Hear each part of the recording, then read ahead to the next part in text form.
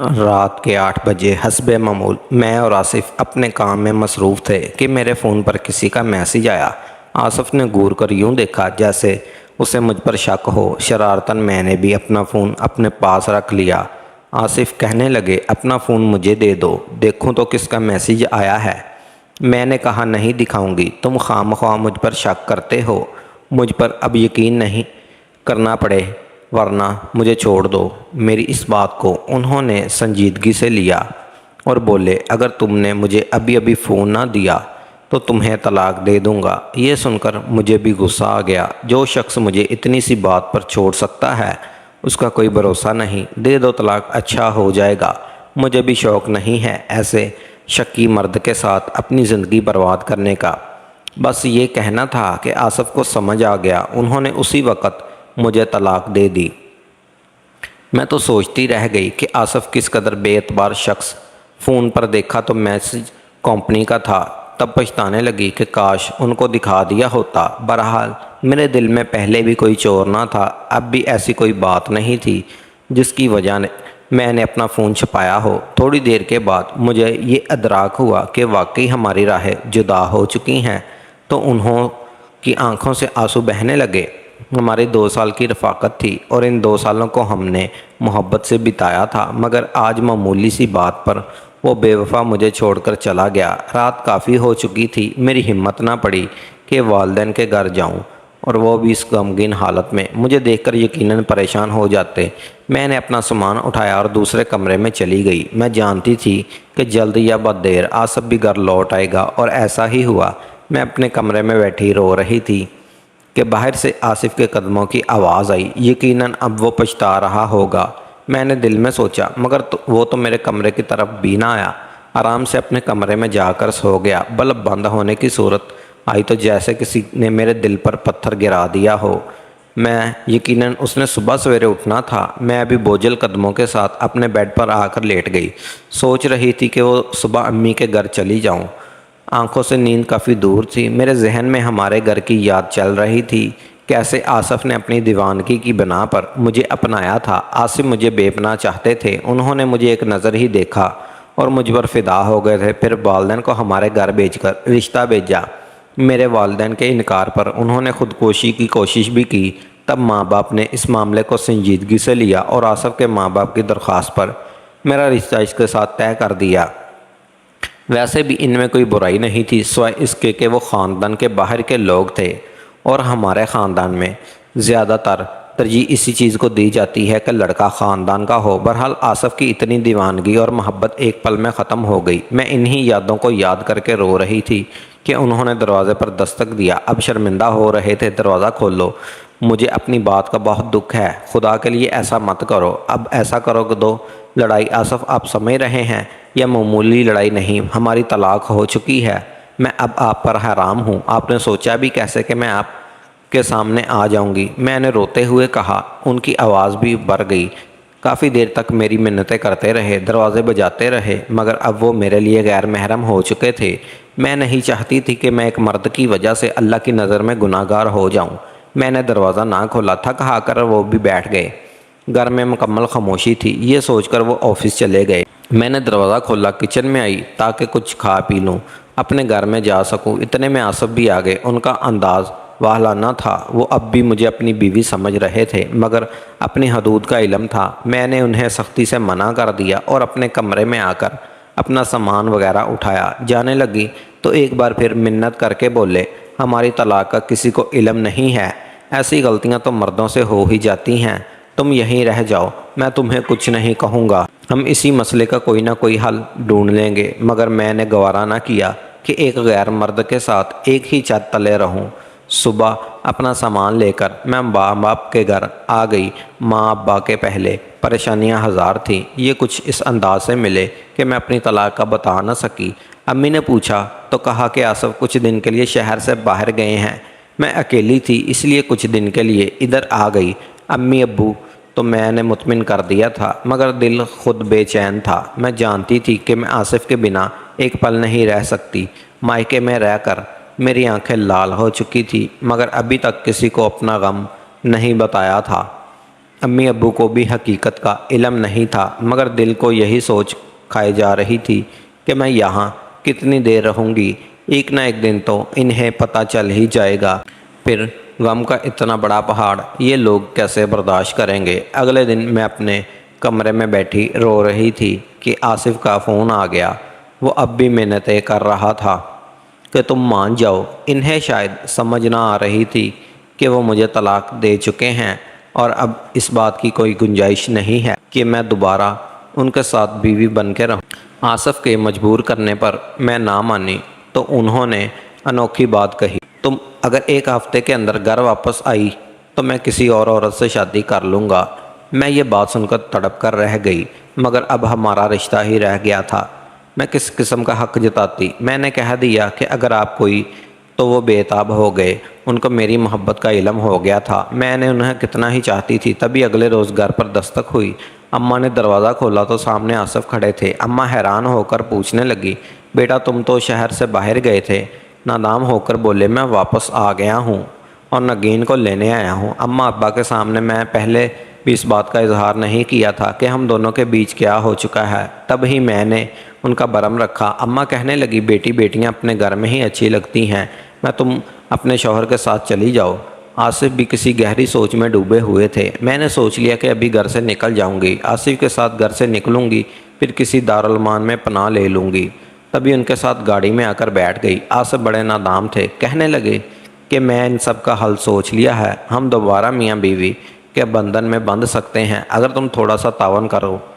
تو کیا تعاون آصف؟ میں نے انہیں حیرت سے دیکھا۔ تم تو جانتی ہو جب میاں بیوی کی طلاق ہو جاتی ہے تو پھر ان کے لیے ایک ہی راستہ رہ جاتا ہے۔ مجھے میرے دوست نے بتایا ہے کہ اگر تمہاری بیوی کسی اور سے کچھ دن کے لیے نکاح کر لے تو دوسرے شخص سے طلاق لے کر ہم دوبارہ ایک ہو سکتے ہیں۔ آصف کی یہ بات سن کر میں کانپ کر رہ گئی۔ آصف، آپ نے یہ سوچ بھی کیسے لیا کہ میں کسی اور سے نکاح کروں اور پھر اس کے ساتھ چند دن رہ بھی لوں؟ میں کوئی کھلونا تو نہیں ہوں۔ آپ نے یہ بات سوچی بھی تو کیسے؟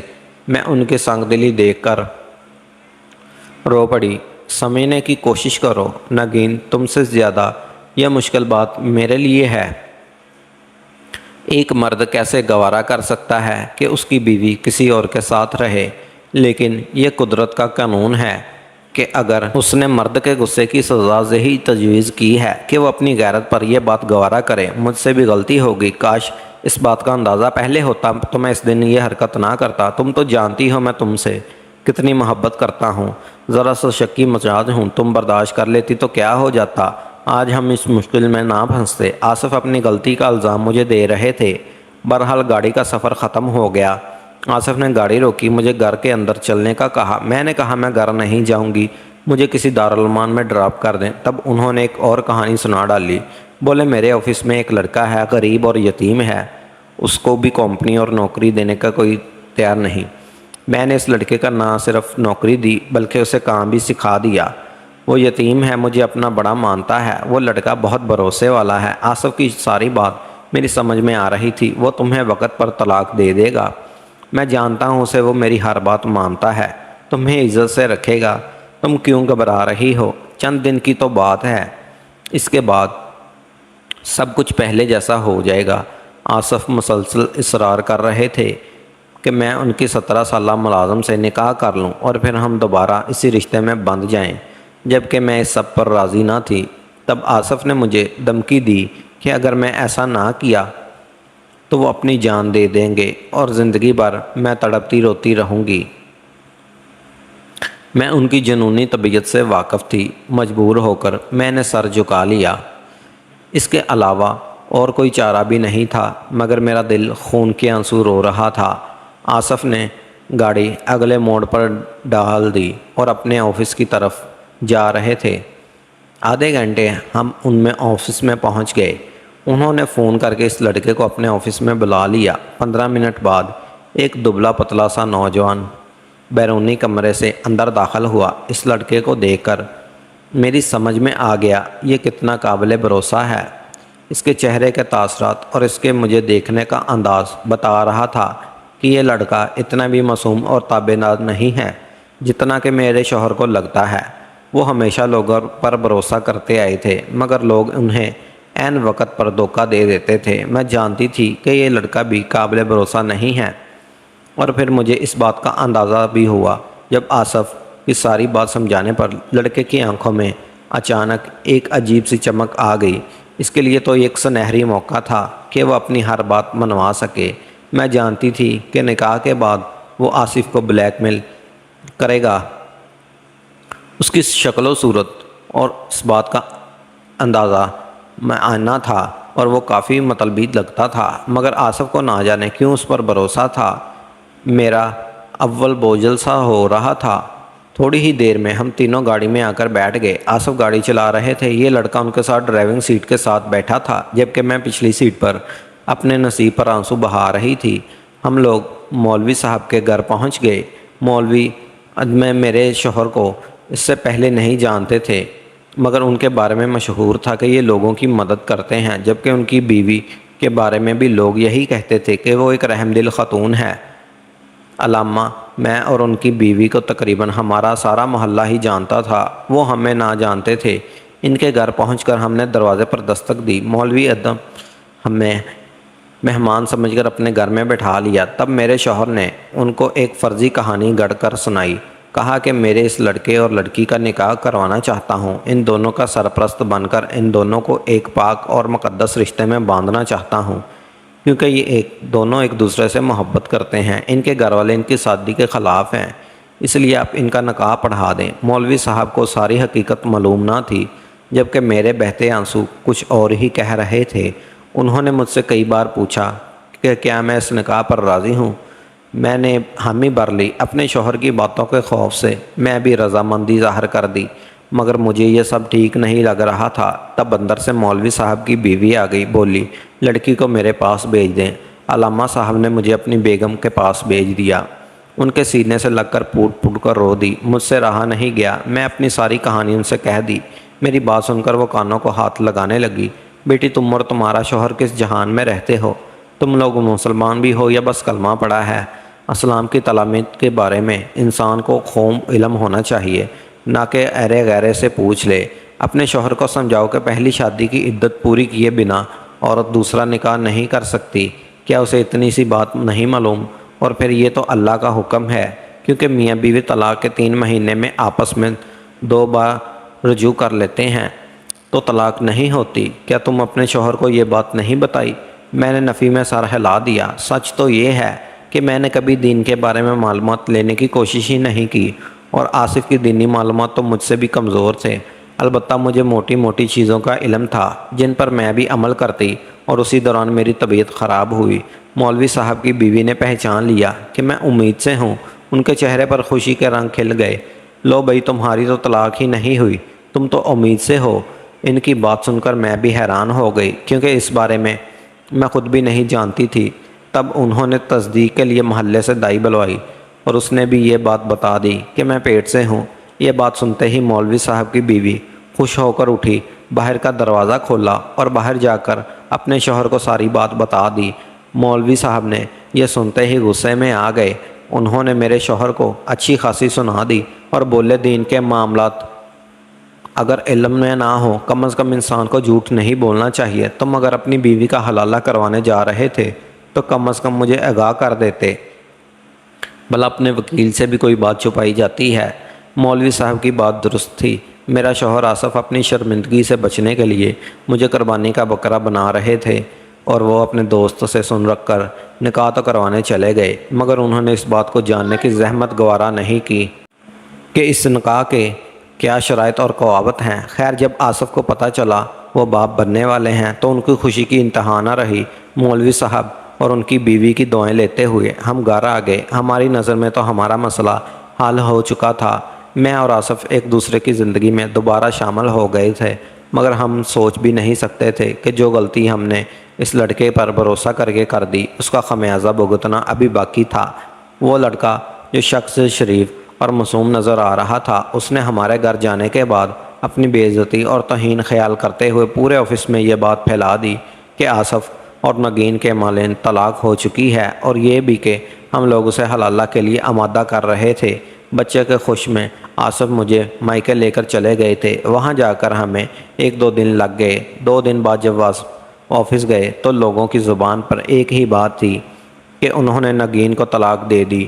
تب آصف کو بڑی حیرت ہوئی، یہ بات سب کو کیسے معلوم ہوئی؟ پھر اس لڑکے کی نوکری چھوڑنے کی خبر نے ان سب پر بات واضح کر دی کہ آستین کے سانپ نے ان کو ڈسا ہے اور آفس میں ان کے بارے میں غلط افواہیں بھی پھیلائی ہیں۔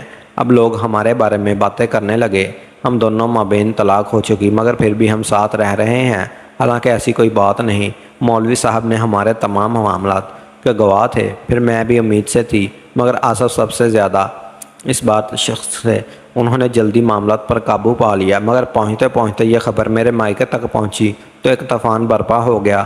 اماں ابا بھی ہم پر شک کر رہے تھے کیونکہ اس دن میری حالت دیکھ کر وہ بار بار سوال کر رہے تھے کہ مجھے کیا ہوا ہے۔ تب میں نے انہیں بتایا، تب امی ابو کے اعتماد میں لے کر ساری بات بتا دی اور کہا ہمارے ماں بہن جو معاملات ہوئے تھے وہ خوش اسلوبی سے طے پا گئے ہیں۔ اگر ایسی کوئی بات ہوتی تو یقیناً مفتی صاحب کوئی فتویٰ دیتے اور ہمیں اس پر عمل کرنے کو کہتے، مگر خدا کا شکر ہے کہ ہمیں اللہ نے اس سزا سے بچا لیا جو ہر طلاق دینے والے مرد کے لیے رکھی گئی ہے۔